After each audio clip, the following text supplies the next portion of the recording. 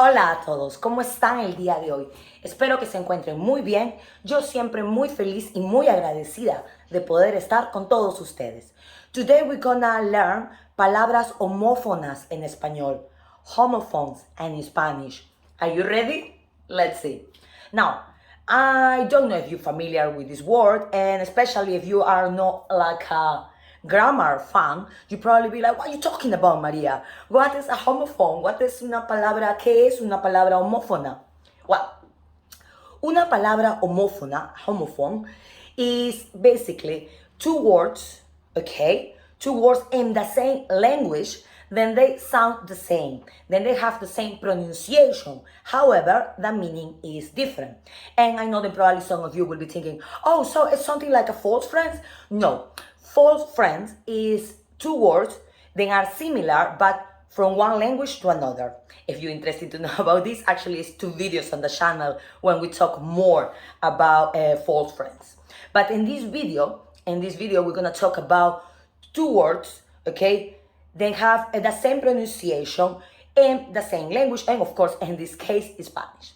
So we're gonna start first with the most easy one. I do believe that absolutely, probably everybody knows this word in the world, and that is hola. What is the other word? Hola. Now, I don't know if you heard about this, but well, it's one of my favorite words because I love the beach, I love the sea, and I love waves. So, hola without H is wave. Now, as you know, in the first case, it sounds hola, even though it's H, because H in Spanish is silence. Okay? Another word is gonna be casa, as a house, and casa, as to hand. Okay? Now, I know, especially if you live in Spain or if you're focusing a lot on the Spanish accent, Spanish from Spain accent, you're gonna be, but no, Maria, it's not casa, it's casa. And yes, you are right. It's casa and casa in Spanish from Spain. However, here we teach you both. We teach like I don't know if the word is correct, as many people sometimes complain about it, but we do believe and we teach international Spanish, meaning that we focus on the grammar and the standard vocabulary, and we will teach you both. So in this case, I mentioned it as a homophone or una palabra homófono, casa en casa or casa en casa, because in the rest of the Spanish-speaking world, like Central, South America, US, and all the other countries that speak Spanish, they're gonna pronounce casa, okay? Exactly the same as the other case. And the meaning is different. The second case is to hand. Another word is gonna be very similar to this case of Spanish from Spain, Latin America, because it's coser and coser. Now, coser with C is like from to cook, you know? Coser un asado, unas carnes.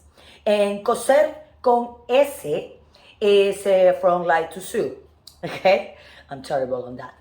But again, in Spanish from Spain, they will say coser and coser.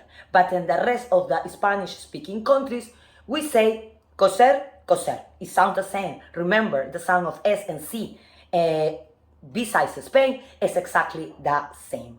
Now, let's go with another case, and that is tubo and tubo.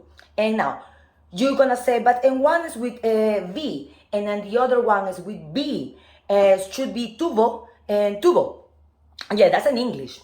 But do not forget that in Spanish, the V and the B, they have the same sound, guys, okay? And people are, but what? It's the same thing with the C and the Z, so Spanish from Latin America, from Peru, Mexico, Spain. No.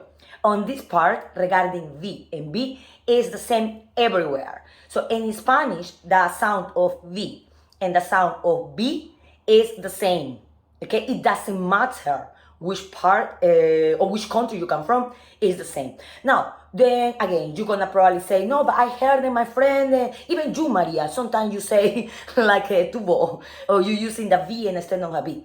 Do not forget, guys, then for people, then we live, well, I live in England, I live in London, for people who live in English-speaking countries, we made a difference between the B and the V, because in English it's like that. So sometimes when we go back to speaking our native languages, in this case Spanish, we still carry, we still made a difference. However, it doesn't mean that that's okay, doesn't mean that that's correct. The correct way is then V. And V, they sound the same. Now, if you made a mistake, people will understand you. Of course they will understand you. It's not a big deal between the V and the B. But they both have the same sound. Okay, so tubo with V, okay, is basically, it's from to have, okay, and it's a conjugation form like from the past, you know, to had. So it's a form of tener and its past, okay, that's tubo. And tubo with a B is a pipe. Another word is gonna be C and C. C with an accent mark is yes, and C without an accent mark is F. Por ejemplo, si hubiera estudiado para mi examen, you know, a conditional F had studied for my exam. So now you know the difference. Another one very similar is about two and two. So two with an accent mark is you, it's a personal pronoun you in a singular form. And two without an accent mark is a possessive adjective, I mean yours, like tu taza, okay? So yours. Another one is bota and bota.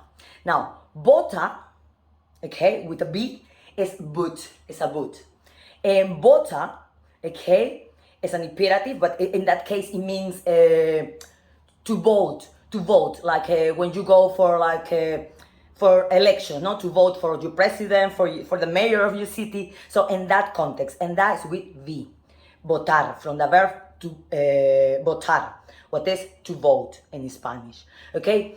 Now, another one besides vota and a verb will be votar.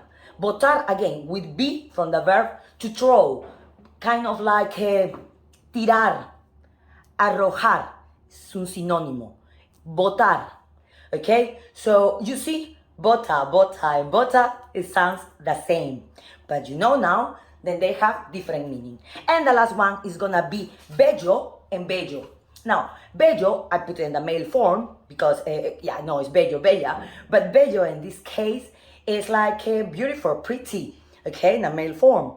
And bello with a V is another form of hair. For example, it's like pelo, cabello, but not on the one on my head. It could be, you know, el vello de mis brazos, okay? So it's another form of pelo.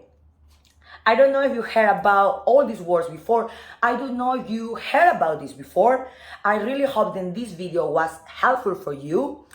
I would love to know on the comments what you think about the video, what you think about the content of the channel, and if you're watching this on Facebook, what you think about the content of our content, you see, the content of our page, of our study group. I would love to know everything on your comments.